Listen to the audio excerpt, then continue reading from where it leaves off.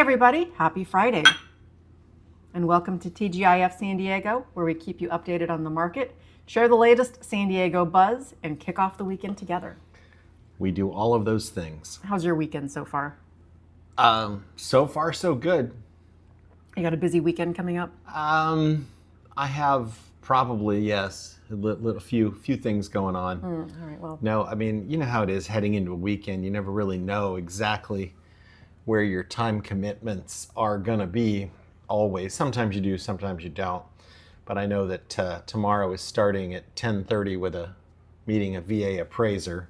That's exciting. And yeah, it could go from there. All right, well, speaking of real estate, let's do the real estate portion where you talk about the market for exactly 1 minute. Are you ready? Yes. Okay, and wait for it. Go. Okay, so this week in San Diego real estate, the number of homes for sale, otherwise referred to as inventory, actually declined. That's right, San Diego County real estate inventory declined week over week. Not by a ton, but it went down after being very stable for about 7 weeks. New listings were down, pending sales were about the same. So that led to a decline in inventory. And I've heard some people suggesting that lots of folks are pulling their homes off the market. I checked, and while there are plenty of expired, canceled, and withdrawn, certainly no more as a percentage of inventory than last year. We had 9.22% of the inventory reduced price in the last 7 days. Median price was up by 0.5% month over month, and interest rates down again over the last 7-day period, and that's good. All right, good. Now give me the mouse back. That's what I do. I hand the mouse back to you. I guess I didn't need to tell you. That wasn't very nice. I could have asked more nicely. Did you see how she talks? I'm sorry. You see what I'm sorry she does? I didn't ask more nicely to give the mouse back. But now I have it back. Okay. I deserve it, folks. Don't worry. Let's talk about what makes San Diego so great. And we're going to illustrate it with some news. There's been a bunch of new surveys that came out, and many of them are mentioning San Diego. So let's have a look at the first one. Now, this site I had never heard of before. What would you call it? Would you pronounce this Olafly or a Hollafly? Well, I was going to say Hollafly, but it could be Olafly. Yeah, either way. Yeah. They have put out a list of the world's most relaxing cities. Okay, so yes, let's look at what criteria they looked at. Parks, nature reserves, spa, wellness centers, air quality, sunshine, traffic, happiness. I'm not sure how you rank happiness, but anyway, top city, most relaxing in this whole world. Yes, in the whole world is San Diego. Okay. I'm not sure. I mean, I'll take it. Okay, I'm not sure if that there aren't any more relaxing cities, but well, I mean, it would be impossible for me to really evaluate, since I live my day-to-day life here in San Diego, and no matter where you live, life can get stressful. So, I could see this being a fairly relaxing place to come, although I've certainly been to places from leaving San Diego that I felt I was more relaxed when I was there. Wow. Everybody feels relaxed on vacation, at least you should. Well, I don't know. I've been on vacation. Yeah, that's not been always relaxed. not always true. Okay. All right. So Well, anyway, they ranked Olafly. Yeah, they ranked it, and there you go. Yes. San Diego offers a perfect blend of nature and wellness, known for its laid-back and relaxed atmosphere, stunning coastline, scenic parks, year-round sunshine. It's the perfect place to unwind. Well, it is certainly very nice, and all of those things are true. And maybe when you take the city and just break down those data points and scrunch it through an algorithm, that's what pops up. Olafly is trying to sell us something here. Oh, excuse me. Don't do that. God. eSIM for the USA for $3.79. I have no idea what this is. I think it's Description. It's a SIM card of some kind. By an international eSIM. Oh yeah, some sort of a SIM card. All right. I'm not sure what you would do with that. I think the more we look at this, the more we're delegitimizing the move source of our on. data. Let's move on. Now, the Princeton Review, that's a reputable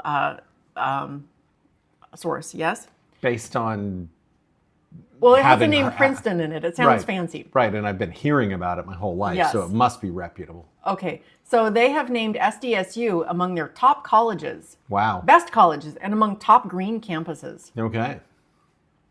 Let's see, we're getting high marks in professor accessibility. I would say that's probably true based on our Based on experience. our, yeah. Green initiatives, quality of life, financial aids. Oh, fire safety. We get a 96 in fire safety. That's good. Anyway, we could go on and on, but I hate those universities where you burn to death. that's terrible. Definitely lose some points for that. Yeah.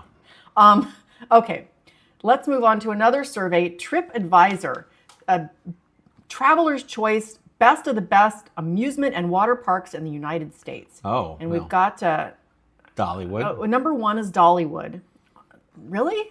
That's the best amusement park in the United States. All right, I've never been there. Never been there. I guess we should go. If you've been to Dollywood, let us know in the chat why it's so great.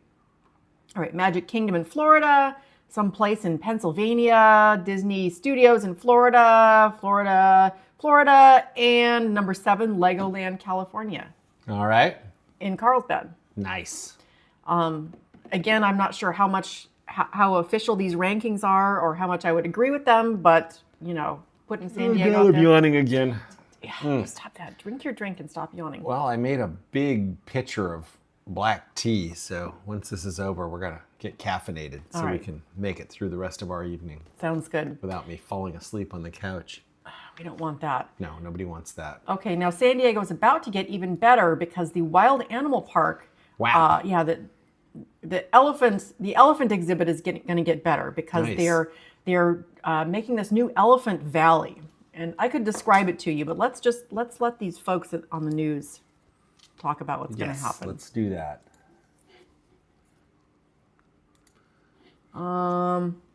There we go. And it's 80% finished. The exhibit will celebrate the vibrant cultures and local communities in Kenya where people and elephants coexist. You're supposed to be able to feel like Well, you're thanks for walking watching, around with the everyone. elephants. What? That was the whole thing? Apparently. That was the whole video. Now I can't even. There are places All right, no well, cell- I'm not sure whether I messed that up or whether the news had a very, very short. I think the news messed that up, not me. Yes. I almost never mess up our feed. No. And now they want us to buy T-Mobile. That was all just a ploy to get us to buy T-Mobile, which we already have. So it didn't work because we already have T-Mobile. Let's go to We're Coronado. hot tonight. Let's go to Coronado, where there's apparently a floating house for sale. Now, I didn't know they even had a floating house there. Or it's an estate, not a house. It's a too fancy. $37.5 million. Yeah. Jeez. It's going to be auctioned off on concierge auctions. The property called 3 The Point. Does that make sense? Okay. It's number 3, the point. So I'm assuming the road or street is the point, and that's number 3. Oh, that's the address of it. That's not like the name of the house. Well, I don't know. All right. What I do know is that if you're the seller of this house, I will represent you for half a percent. Okay, I think they already have it listed, but if this doesn't work out, maybe they'll give you a call. I mean, $37 million. I'll take half a point on that. Now, let's have a look at this listing. Oh, it's an extraordinary sanctuary where contemporary sophistication meets the timeless allure of waterfront living on San Diego Bay. 11,000 square feet. Wow. Okay, let's just go. So this is a little different because it's an auction. It's not just a listing where you can go see it. Mm-hmm. How to bid? All right, I don't know. Well, they're assuming that they're going to get bids, and I'm sure there's a reserve. Let's just look at the video. Sure. The auction thing is a gimmick. I'm not sure how the floating aspect of it works. It seems like that might provide some challenges if it being, It can't possibly be floating. It's got to be on piers or something. It's maybe it's out over the water, but it's not. It's not literally floating. It does look nice. It looks very nice. Listed for $37.5 million. Starting bids expected between $15 and $23 million. I'm not sure how they know that, but Well, that's what they're setting the expectation. It certainly does look nice. I don't know I'm not sure what their reserve is. They're expecting opening bids from 15 to 23 million. Does that mean if I bid $15 million and 1 cent and nobody else bids against me that I get it? Maybe. I don't know. It looks nice. If you want to put in a bid, let us know. I don't know if they're cooperating or what, but. Oh, yeah. If you want to put in a bid, I'll write up a bid for you. Is this still the same video? Oh, Yeah. wow, they have a putting green. Oh, it's beautiful. Absolutely beautiful. I lost count of how many pools there are. So many pools. It's like a whole resort. Mm-hmm. It's like a hotel. I like these chairs where you can Oh, sit I in the know. pool. That looks comfortable. Yeah, yeah. Well, I would say this is how the other half lives, but I think this is how the top 0.05% of people might live. I mean, it's a hell of a house. Somebody did a good job on this video too. Oh, it's beautiful. I guess if you're, spending $40 million on a house, you deserve a nice video to go with it. I wonder if the boat goes with it too. I guess, you know what, if I have to make this kind of video, I'm going to have to charge a full point. Because this video probably cost $5,000 to produce. Oh, at least. All right, well, it looks very nice. Do you want to keep watching the video or should we move on? We're still... It's kind of making me sick. No, I'm kidding. Oh, it looks like you have a theater too. Yeah. Dang. No, it's a beautiful home. No doubt about it. All right, well, we almost finished the video. We might as well get to the end of it. Maybe there's like a special surprise at the end or There's something. a bunch of small print at the Yeah. bottom. If required, there's a bunch of stuff about the auction. All right. Well, anyway, that's a Fine print. nice looking place. So we can do like a mini rant now. Sometimes we have a little bit of a rant, but let's do a mini rant. So you know this daylight law where you get a ticket if you're parking, what is it? Here's a little map here. Yeah. You can't park within 20 feet of an intersection. corner, Yeah, yeah. the corner here. Even if it's not marked, you're still supposed to know. And it sounds like a lot of people have been getting tickets. That's what I've heard. Yeah. Do we want to watch the video or just talk about it? I don't care. All right. Well, we just watched a video. So. Okay. Okay. So anyway, people are still upset about it. Law went into effect January 1st, and there was a grace period, but now it's in effect. It sounds like 10% of the overall tickets issued in the city of San Diego have been because of this. So you can't park there even if there's no red curb. All kinds of, and I forget too. I mean, I this would get me because you know, it's not marked. Well, I mean, in my opinion, this is just one person's opinion. If it's not safe to park that close to, for instance, the stop sign because of visibility issues and whatnot, it should be marked. I think there should be a red curb, and I think somebody should do something. Yeah, they can't just, I mean, because some streets are wider, some streets are more narrow, and, you know, there certainly is, in some instances, I mean, up until now, apparently we've been parked. This guy looks pissed off about it too. Whatever this guy is saying, I agree with it. Yes. He's got his little measuring tape Yeah, out. and how are you supposed to know? That's the other thing. 20 feet. I mean, I get it. I can estimate 20 feet. But, like, I don't know. This lady's angry also. Yeah. I feel like I've seen her somewhere before.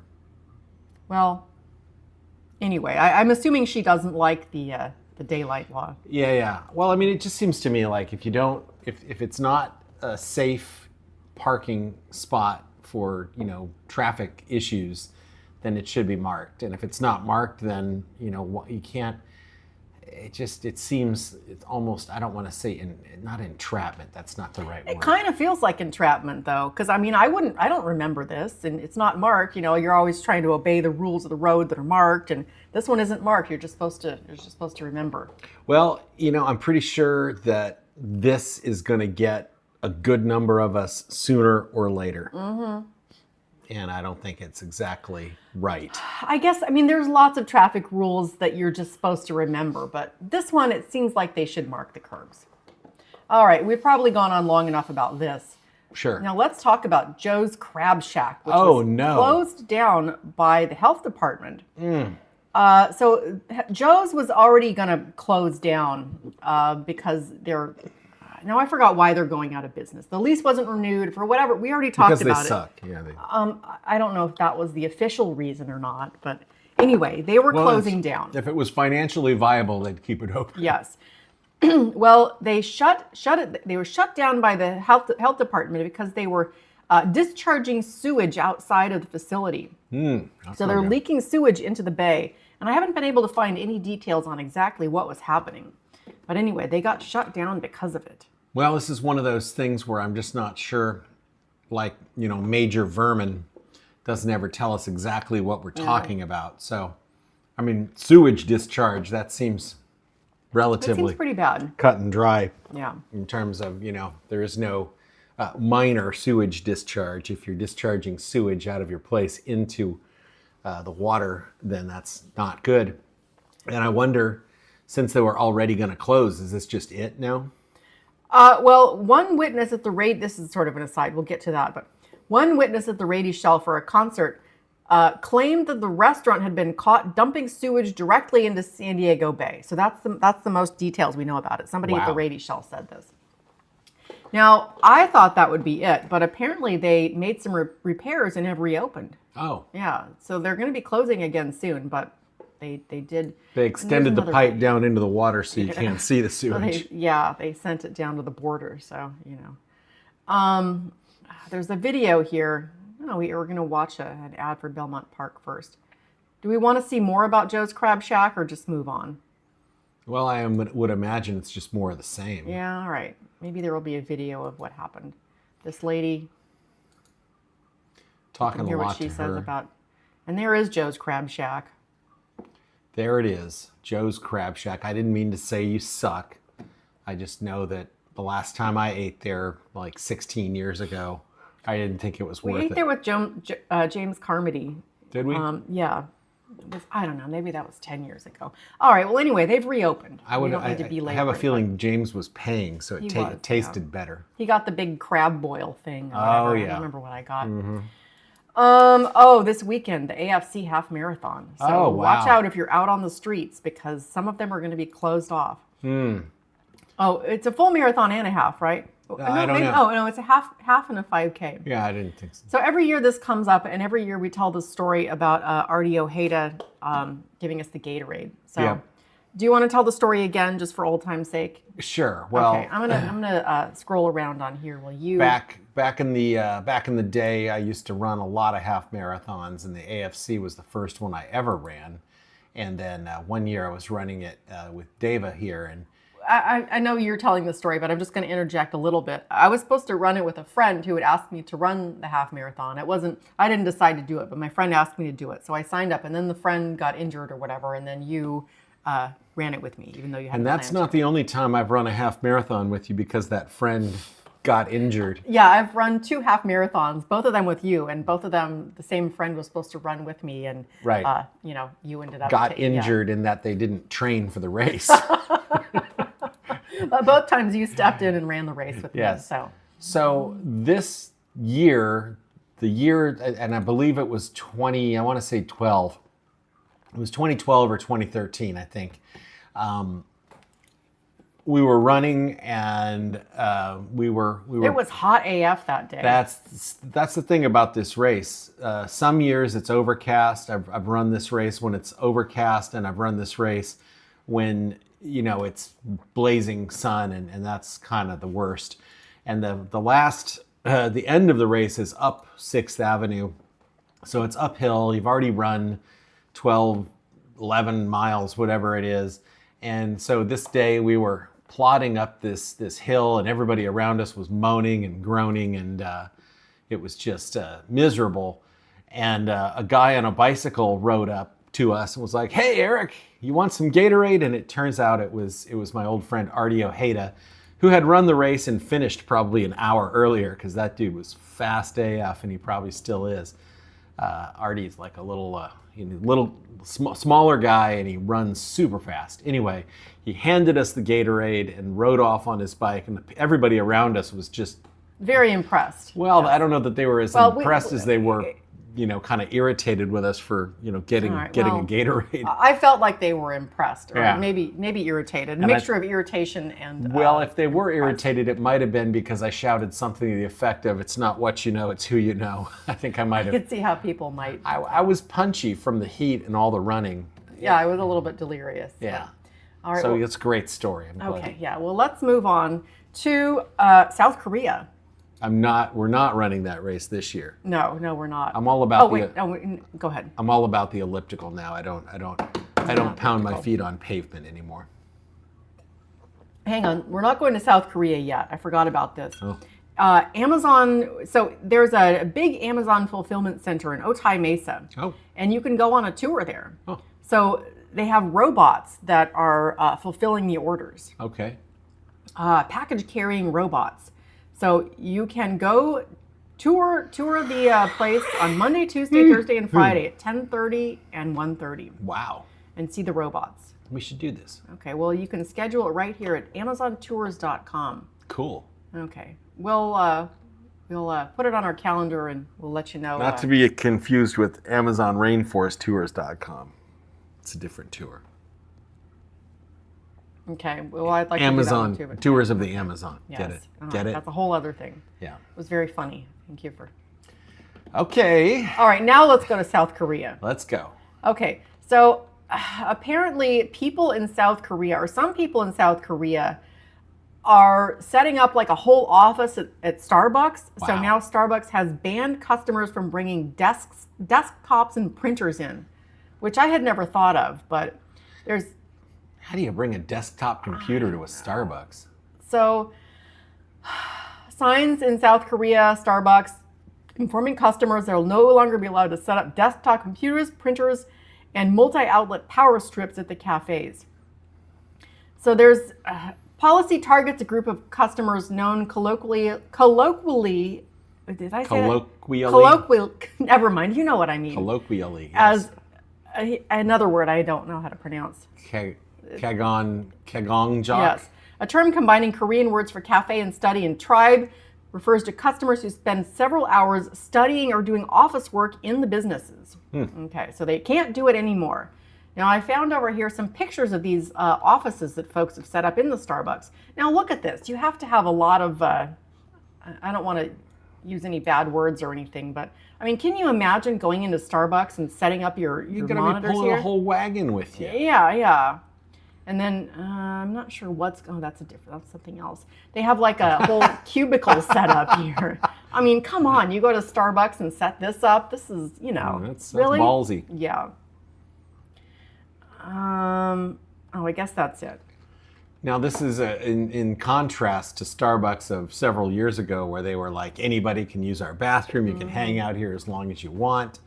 They were like, maybe not. Maybe that's a bad idea. All right. Anyway, I guess we're not going to be opening up our new branch office in the South Korea Starbucks. Or the Carmel Mountain Starbucks, probably. Although that place is usually pretty dead. I might be able to bring the desktop in there. Maybe There was that other one, but it closed down by the down. OGs. It's another coffee place now, Yeah, James it's something. something else. Yeah. All right. Do you have anything else you wanted to say? Questions, comments, anecdotes? No, just let us know what you think of the parking law, I guess, and would you set up your little cubicle in Starbucks? What do you think about that? And go San Diego. Oh, light iced coffee. Welcome home. Hope you Yes, had a welcome. nice vacation. Yes, I hear you were on vacation. Yes. Welcome back. And yeah. All right. Okay. All right. We're done here. I think we're done here. All right, everybody. Thank you for joining us. Hope you all have a great weekend, and we'll see you next time. See you later.